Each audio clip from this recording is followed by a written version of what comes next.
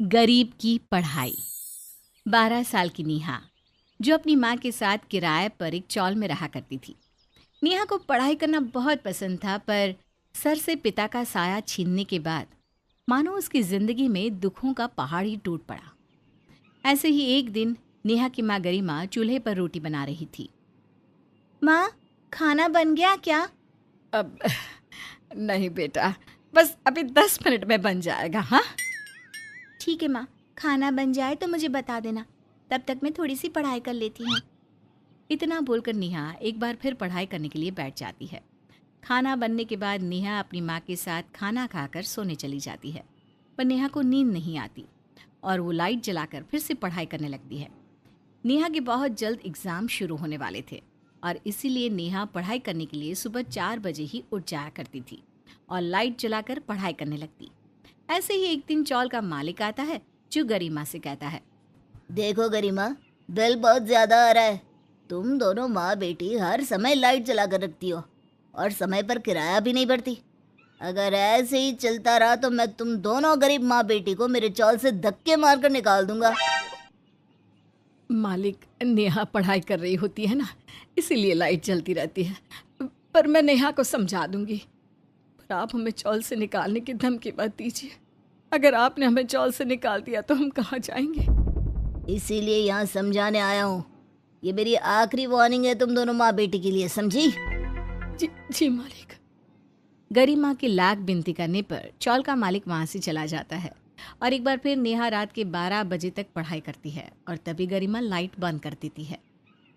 माँ, तुमने लाइट क्यों बंद कर दिया? तुम जानती हो ना मैं पढ़ाई कर रही हूँ।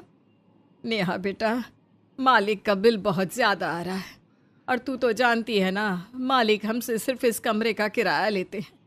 अगर उनका बिल इसी तरह से आता रहा तो वो हमें इस चौल से निकाल देंगे। इसलिए मेरी बच्ची, तो दिन के उजाले में पढ़ाई करना। हाँ, पर माँ, अगर लाइट ही नहीं चलेगी तो मैं रात में पढ़ाई कैसे करूँगी? और दिन में तो स्कूल में रहती हूँ। स्कूल से आने के बाद घर का काम करती हूँ। मेरे पास सिर्फ रात का ही समय होता है पढ़ाई करने के लिए। मेरी बच्ची, मैं समझती हूँ, पर मैं चाह कर भी कुछ नहीं कर सकती। हमें मालिक की बात माननी पड़ेगी, क्योंकि अगर मालिक ने हमें चौल से निकाल दिया तो हमारे पास रहने की कोई जगह नहीं बचेगी।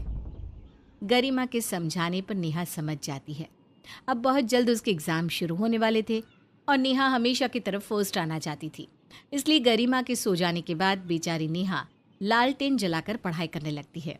अब ऐसे ही कुछ समय बीत जाता है और एक दिन, मुझे टीचर ने कहा है, अगर हमने फीस टाइम पर नहीं भरी तो वो मेरा स्कूल से नाम काट देंगे। अरे, तू रो मत नेहा बेटा, तू तो एक बहुत अच्छी बच्ची है।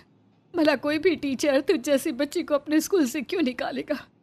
मैं कल ही तेरी टीचर से बात करूंगी। अब गरिमा अगले दिन स्कूल जाती है, पर टीचर गरिमा की एक नहीं सुनते और समय पर फीस ना भरने के कारण नेहा का नाम स्कूल से काट दिया जाता है। नेहा अपनी माँ के साथ लोगों के घरों में जाती है, जहाँ वो दूसरे बच्चों को कानों में हेडफोन लगाकर पढ़ाई करती दिखती। अमीरों की ज़िंदगी कितनी अच्छी है। ये लोग कितनी अच्छी तरह से पढ़ाई करते हैं, इतने बड़े स्कूलों में जाते हैं, ट्यूशन्स लेते हैं। उनके पास पढ़ाई करने के लिए सारी कॉपी किताबें होती हैं और एक हम गरीब के पास पढ़ाई करने के लिए एक लाइट तक नहीं है, जो घर की लाइट जलाकर पढ़ाई कर सके। नेहा बेटा, तू गोलू बाबा को देखकर क्या सोच रही है? यही माँ, कि अमीरों की पढ़ाई कितनी अच्छी होती है। वो विदेश जाते हैं, घर में पूरा दिन लाइट जलाकर लाइट की रोशनी में पढ़ाई करते हैं। उनके पास सारी किताबें होती है, पेन पेंसिल सब कुछ होता है, और एक हम गरीब को लालटेन जलाकर पढ़ाई करनी पड़ती है। हमारे पास कॉपी किताब भी नहीं होते और ना ही फ़ोन, जो हम फ़ोन से पढ़ाई कर सके। हम गरीबों की पढ़ाई कितनी मुश्किल होती है ना माँ। यह सब देखकर नेहा निराश हो जाती है। अब ऐसे ही एक हफ्ता गुजर जाता है और एक दिन नेहा किसी काम से रोड पर जाती है, जहाँ वो कुछ गरीब बच्चों को नाइट क्लास लेते हुए देखती है, जहाँ एक टीचर कई सारे बच्चों को रात के समय में रोड पर पढ़ा रहे थे। अब क्या था, नेहा का भी मन करता है कि वो भी अपनी पढ़ाई शुरू करे, इसलिए वो उन बच्चों के साथ बैठ जाती है। तुम कौन हो बेटा? इस क्लास में नहीं हो क्या? आज से पहले तुम्हें कभी देखा नहीं। प्लीज़ मुझे पढ़ लेने दीजिए, मुझे पढ़ाई करना बहुत पसंद है। मेरे पापा इस दुनिया में नहीं है, मेरी माँ बिल्कुल अकेली है। हम बहुत गरीब हैं, इस वजह से मेरी माँ मुझे पढ़ा नहीं पा रही। फिक्र मत करो बेटा, तुम्हें यहाँ से कोई नहीं निकालेगा। तुम यहाँ पर आराम से पढ़ सकती हो, वो भी बिना कोई फीस दिए। मैं तुम जैसे गरीब बच्चों को रोड पर पढ़ाता हूँ, इस खंबे की लाइट के नीचे। इसका मतलब अब से मैं भी हमेशा यहाँ आकर पढ़ाई कर सकती हूँ? हाँ बेटा, क्योंकि जब मैं तुम्हारी तरह छोटा था तब मुझे भी किसी ने ठीक इसी तरह से रोड पर रात को क्लासें देकर पढ़ाई करवाई, और मैं सिर्फ पेपर देने के लिए स्कूल और कॉलेज जाता था। ठीक उसी तरह से अब तुम सब भी सिर्फ पेपर देने के लिए स्कूल या कॉलेज जाओगे, बाकी मैं हूं ना तुम्हें पढ़ाने के लिए। इसलिए अब से तुम भी यहाँ आकर हमारे साथ पढ़ाई कर सकती हो। हम सब भी पूरा दिन काम करते हैं और रात में यहाँ आकर हम सर से शिक्षा प्राप्त करते हैं।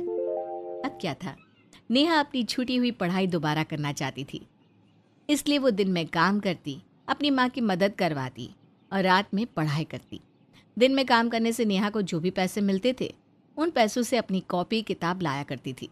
देखते ही देखते नेहा बड़ी हो जाती है और एक दिन, सर, मुझे आपका आशीर्वाद चाहिए। आज आपकी वजह से मैं यहाँ तक पहुँच पाई हूँ। दिल्ली में मेरा इंटरव्यू है। अगर मैंने इंटरव्यू पास कर लिया तो मैं एक सरकारी कर्मचारी बन जाऊँगी।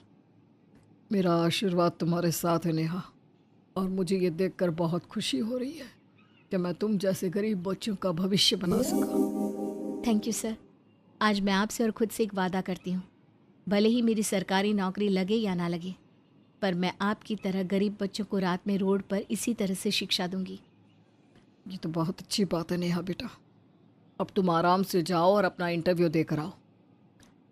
मुझे उम्मीद है कि तुम इस नौकरी को हासिल कर ही लोगे। अब नेहा सर से आशीर्वाद लेकर दिल्ली जाती है, अपना इंटरव्यू पास कर लेती है, जिसके बाद बहुत जल्द उसकी सरकारी नौकरी भी लग जाती है। वो अब दिन में ऑफिस का काम करती और रात को अपने जैसे गरीब बच्चों को रोड पर शिक्षा देती। नेहा बेटा, थोड़ा सा आराम कर लिया कर। पूरे दिन ऑफिस में काम करती है और फिर रात होते ही गरीब बच्चों को पढ़ाने के लिए चली जाती है। माँ, मैं आराम नहीं कर सकती। अगर मैंने आराम कर लिया तो न जाने कितने ही गरीब बच्चे अपनी शिक्षा प्राप्त नहीं कर पाएंगे और वो पीछे रह जाएंगे। अगर मेरे सर ने आराम किया होता तो क्या मैं आज इस मुकाम पर होती? नहीं ना माँ। गरिमा नेहा की बात समझ जाती है और उसे उसका कर्तव्य पूरा करने से नहीं रोकती, जिसके बाद नेहा इसी तरह से गरीब बच्चों को शिक्षा देती है जैसे नेहा ने अपनी शिक्षा प्राप्त करी थी।